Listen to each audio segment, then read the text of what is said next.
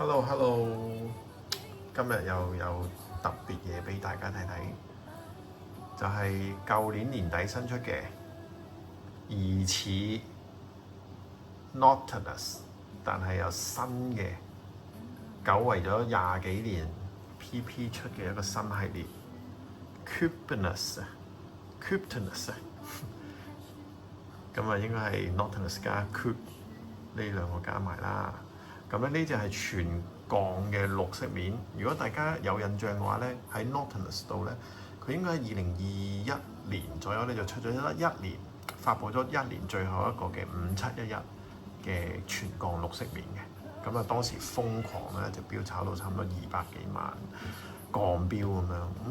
但係而家回落翻㗎啦。咁但係呢一隻 Kryptonus 咧，綠色就今時今日就唔使咁多錢啦。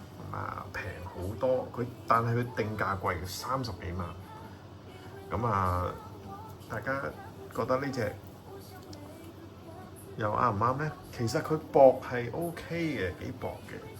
我諗係大家唔中意佢係因為有一個先入為主啫。其實戴上去咧又幾好睇嘅，個大細 OK。咁起碼薄過 Santos 同埋條帶係沿用翻 Nautilus 嘅。好舒服貼手嘅一個錶帶，加上佢鋼係出綠色面。如果佢哋話佢今年2025年停產嘅話，佢會唔會又創一個高峰呢？咁大家拭目以待。下次再有新嘢同大家介紹，拜拜。